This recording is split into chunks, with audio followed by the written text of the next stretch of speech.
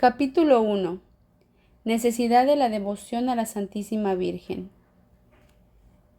Confieso con toda la Iglesia que no siendo María más que una pura criatura salida de las manos del Altísimo, comparada a su majestad infinita, es menos que un átomo, no es nada, porque Él solamente es el que es. Éxodo 3:14.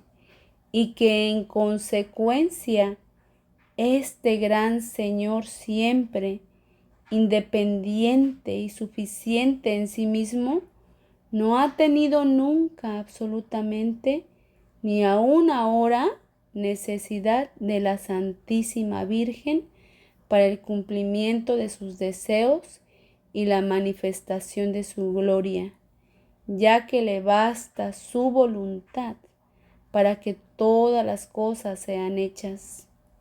Entre tanto, afirmo que, puestas las cosas como ellas son, habiendo querido Dios comenzar y acabar sus grandes obras por medio de la Santísima Virgen desde que la formó, es de creer que no cambiará en nada su conducta por los siglos de los siglos, pues Él es Dios y no cambia nada en sus sentimientos ni en su conducta. Artículo 1. Principios. Dios quiso valerse de María en la encarnación. Dios Padre no dio a su único Hijo al mundo, sino por María. A pesar de los suspiros que hayan exhalado los patriarcas, de las peticiones que hicieron los profetas y santos de la antigua ley durante 4000 años para recibir ese tesoro, solamente María mereció y halló gracia delante de Dios por la fuerza de sus oraciones y la excelencia de sus virtudes, siendo el mundo indigno, según enseña San Agustín, de recibir al Hijo de Dios inmediatamente de las manos del Padre. Él lo dio a María, a fin de que el mundo lo recibiera por ella. El Hijo de Dios se hizo hombre para nuestra salvación, pero en María y por María. Dios Espíritu Santo formó a Jesucristo en María, pero después de haberle pedido su consentimiento a través de uno de los primeros ministros de su corte, Dios Padre comunicó a María su fecundidad en la medida en que una pura criatura fuere capaz de recibirla, para darle el poder de producir a su Hijo y a todos los miembros de su cuerpo místico. Dios Hijo descendió en su seno virginal como el nuevo Adán en su paraíso terrestre, para allí tener sus complacencias y para allí obrar ocultamente las maravillas de su gracia. Dios echó hombro, ha encontrado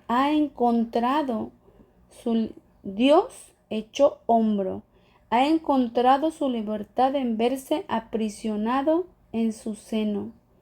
Manifestó su fuerza, dejándose llevar por esta pequeña doncella.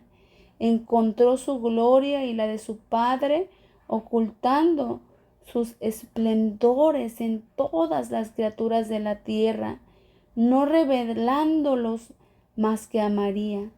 Glorificó su independencia y majestad, siendo dependiente de esta amable Virgen en su concepción, en su nacimiento, en su presentación en el templo, en su vida oculta durante 30 años hasta su muerte, a la que ella debía asistir para no hacer con ella más que un solo sacrificio y para ser inmolado por su consentimiento al Padre Eterno, como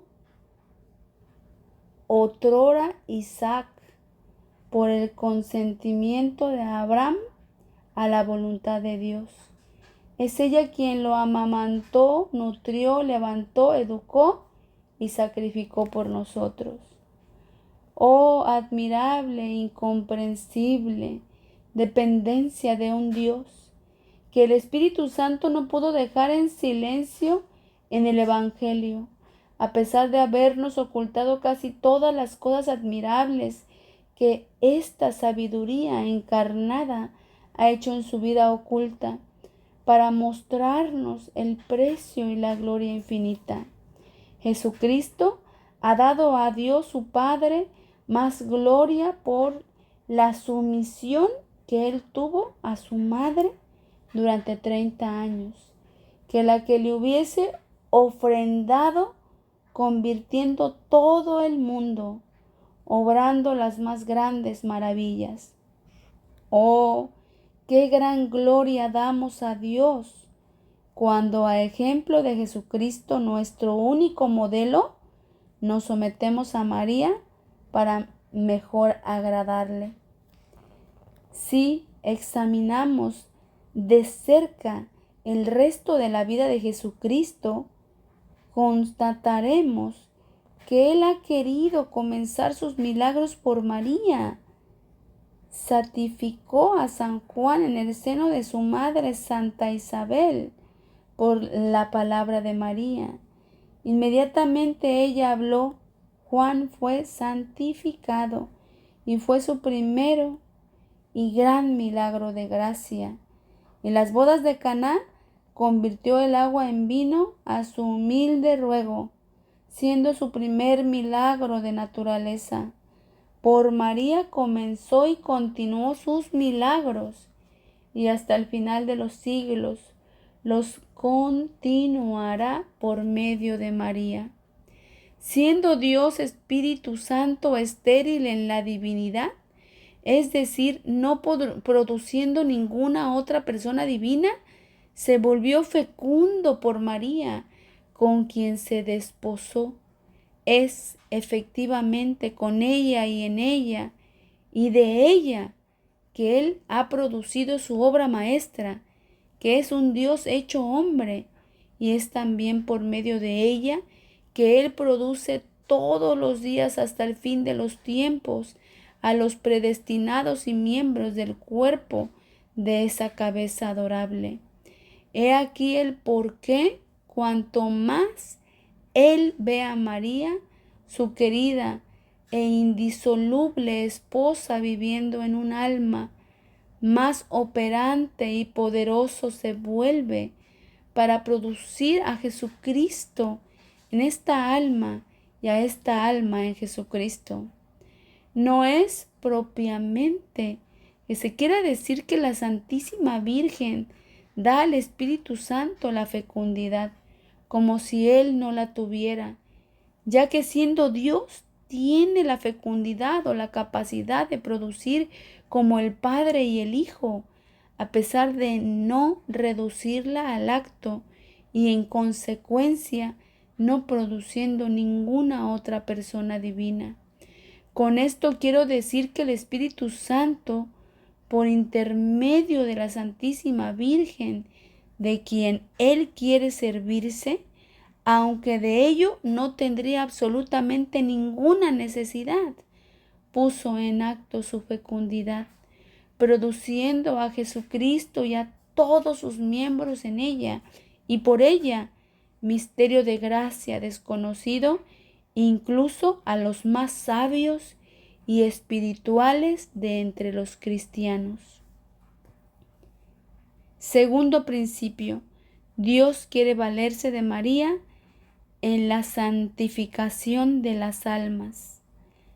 La conducta que las tres personas de la Santísima Trinidad tuvieron en la encarnación y primera venida de Jesucristo, la guardan siempre y de una manera invisible en la Santa Iglesia, y continuará así hasta la consumación de los siglos en la última venida de Jesucristo.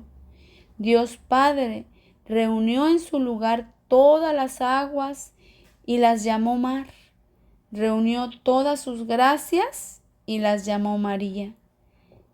Este gran Dios tiene un tesoro o un almacén riquísimo donde ha encerrado todo cuanto tiene de bello, esplendoroso, raro y precioso, incluso su propio Hijo.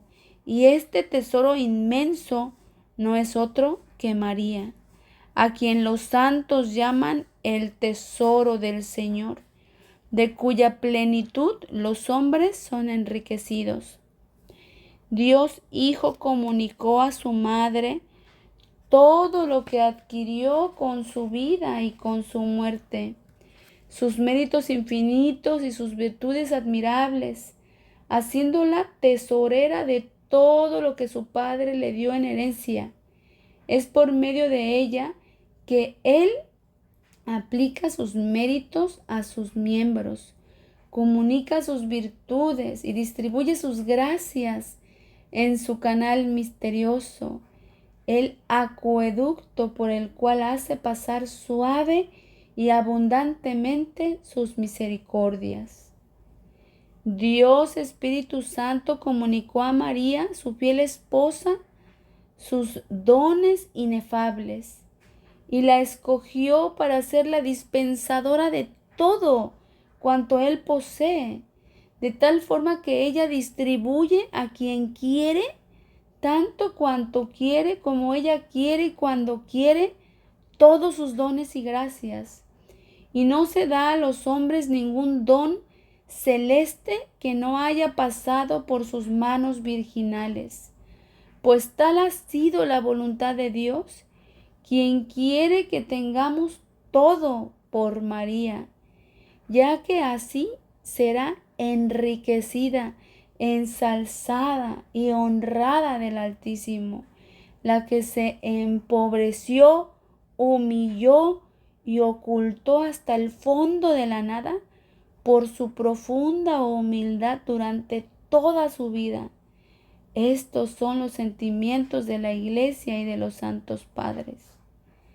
Si yo hablase a los soberbios e incrédulos de este tiempo, probaría con más extensión lo que acabo simplemente de afirmar, basado en la Sagrada Escritura y en los santos padres.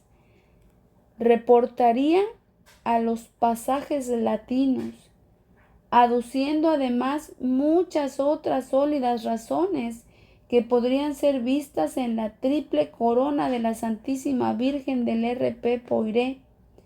Pero como yo hablo particularmente a los humildes y sencillos, que siendo de buena voluntad y teniendo más fe que el común de los sabios, creen con más sencillez y con más mérito, me contestó con declararles, me contento con declararles la verdad con simplicidad, sin detenerme en citar los pasajes latinos, que ellos no entienden, aunque no dejo de citar algunos, no sin poca búsqueda continuemos. Como la gracia perfecciona la naturaleza y la gloria perfecciona la gracia, es evidente que nuestro Señor es aún en el cielo tan hijo de María como lo era en la tierra, y que en consecuencia Él ha conservado la sumisión y obediencia del más perfecto de todos los hijos, en relación a la mejor de todas las madres. Pero es necesario tomar cuidado para no ver en esta dependencia cualquier rebajamiento o imperfección en Jesucristo, ya que María, siendo infinitamente inferior a su Hijo que es Dios, no lo manda como una madre de la tierra mandaría a su Hijo, que en cuanto tal es inferior a ella. María, estando totalmente transformada en Dios por la gracia y la gloria que transforma en Él a todos los santos, no pide, ni quiere, ni hace nada que sea contrario a la eterna e inmutable voluntad de Dios.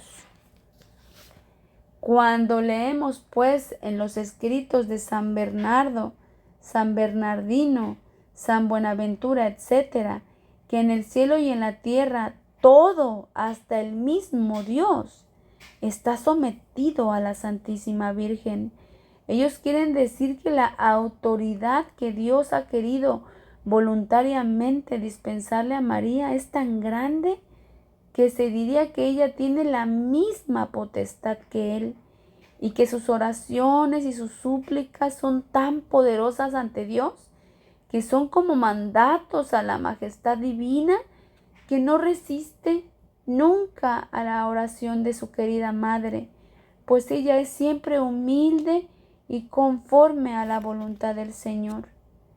Si Moisés, por la fuerza de su oración, detuvo la cólera de Dios sobre los israelitas de una manera tan poderosa, que este altísimo e infinitamente misericordioso Señor, no pudiendo resistirle, le pidió que lo dejase encolerizar y castigar a aquel pueblo rebelde, ¿qué podríamos entonces pensar con mayor razón de la súplica de la humilde María, la digna Madre de Dios, que es más poderosa ante su majestad que las oraciones e intercesiones de todos los ángeles y santos del cielo y de la tierra?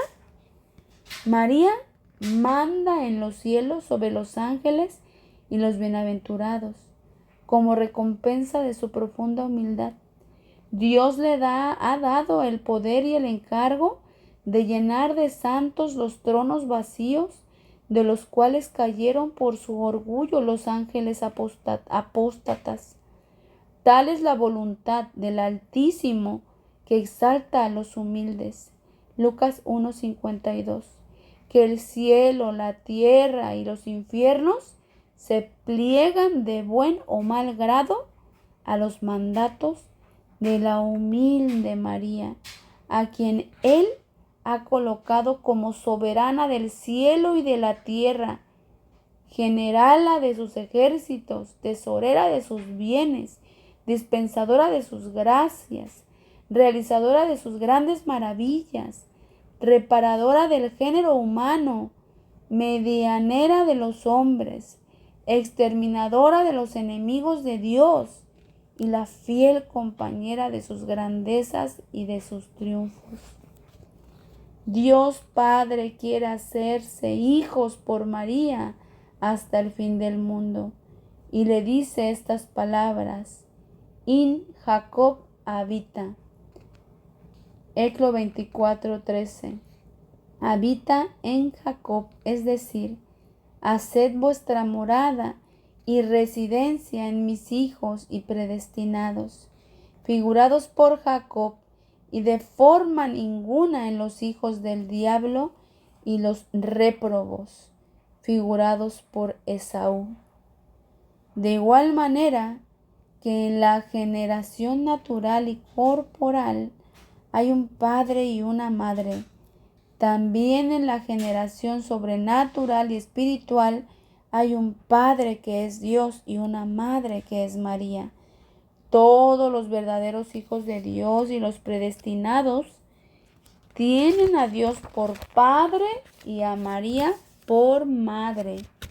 Y quien no tiene a María por Madre, no tiene a Dios por Padre.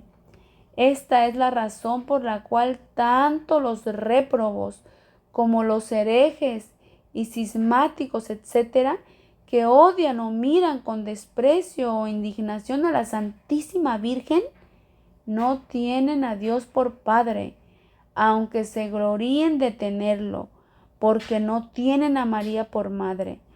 Una vez que, si ellos la considerasen como tal, la amarían y honrarían como un verdadero hijo ama y honra naturalmente a su madre que le dio la vida.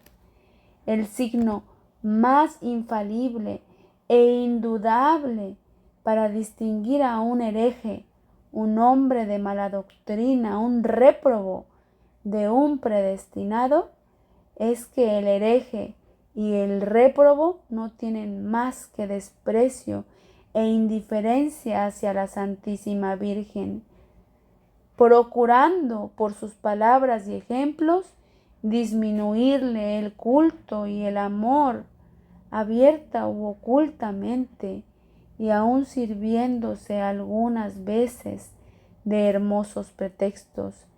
He ahí la razón por la cual Dios Padre no ha dicho a María que haga en ellos su morada, ya que son Esaús. Dios Hijo quiere formarse y, por decirlo así, encarnarse todos los días por medio de su querida madre en sus miembros. Y Él le dice: in Israel hereditaré. Éxodo 24:13. Os doy a Israel por herencia, que es como si dijese: Dios mi Padre me ha dado en herencia a todas las naciones de la tierra, a todos los hombres buenos y malos, predestinados y réprobos. Conduciré a los unos con la vara de oro y a los otros con la vara de hierro. Seré el padre y abogado de aquellos, el justo vengador de estos y el juez de todos. Pero en cuanto a vos, querida madre, no tendréis por herencia y posesión vuestra más que a los predestinados, figurados por Israel, y como su buena madre les daréis a luz, alimentaréis y educaréis, y como su soberana los conduciréis, gobernaréis y defenderéis.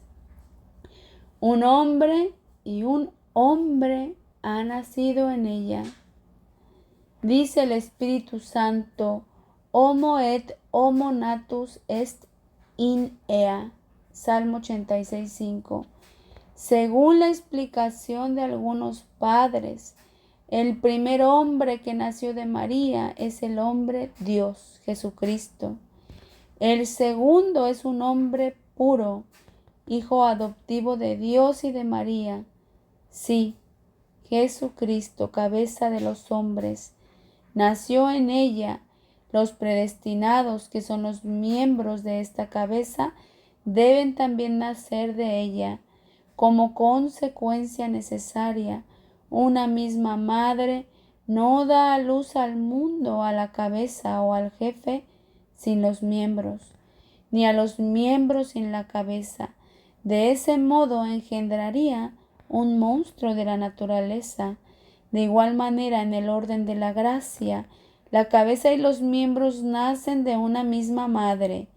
Y si un miembro del cuerpo místico de Jesucristo, es decir, un predestinado, naciese de otra madre que no fuese María, quien produjo la cabeza, no sería un predestinado ni un miembro de Jesucristo, sino un monstruo en el orden de la gracia.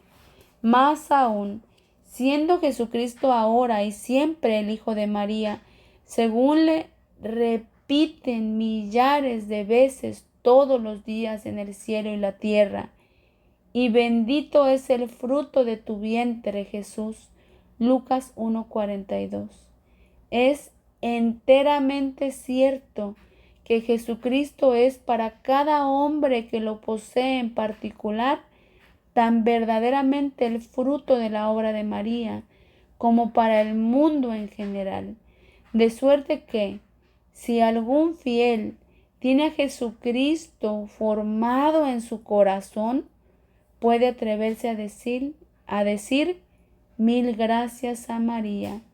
Lo que yo poseo es su efecto y su fruto, y sin ella yo no lo tendría. Y a ella pueden aplicarse con más razón lo que San Pablo asimismo aplicaba en estas palabras: quos iterum parturio donec formetur Christus in vobis. Gal 4:19. Yo engendro todos los días a los hijos de Dios, hasta que Jesucristo mi Hijo sea formado en ellos, en la plenitud de su edad. San Agustín, sobrepasándose a sí mismo y a todo cuanto acabó de decir, afirma que todos los predestinados para ser conformes a la imagen del Hijo de Dios permanecen en este mundo ocultos en el seno de la Santísima Virgen, donde son guardados, alimentados, mantenidos y desarrollados por esta buena Madre, hasta que ella no los engendre para la gloria, después de la muerte, que es propiamente el día de su nacimiento, como la Iglesia llama a la muerte de los justos. Oh misterio de la gracia, desconocido de los réprobos y poco conocidos de los predestinados. Dios Espíritu Santo quiere formarse en ella y por ella y sus elegidos, y le dice: in electis meis mite radices. Eclo 24:13. Echad, amada mía y esposa mía, las raíces de todas vuestras virtudes en mis elegidos, a fin de que crezcan de virtud en virtud y de gracia en gracia. He tenido tantas complacencias con vos mientras vivíais en la tierra, prácticamente las más sublimes virtudes, que aún ahora deseo veros en la tierra, sin que dejéis de estar en el cielo. Para este efecto, reproducíos en mis elegidos, que yo veo en ellos complacidos las raíces de vuestra fe invencible, de vuestra humildad profunda, de vuestra total mortificación, de vuestra oración sublime, de vuestra caridad ardiente, de vuestra firme esperanza y de todas vuestras virtudes. Vos sois siempre mi esposa tan fiel, tan pura y tan fecunda como siempre. Que nuestra fe me dé fieles, que vuestra pureza me dé vírgenes, que vuestra fecundidad me dé elegidos y templos. Cuando María ha dejado sus raíces en un alma, produce allí maravillas de gracia que solo ella puede obrar, pues solamente ella es la Virgen fecunda, que no tuvo ni tendrá jamás semejante en pureza y fecundidad.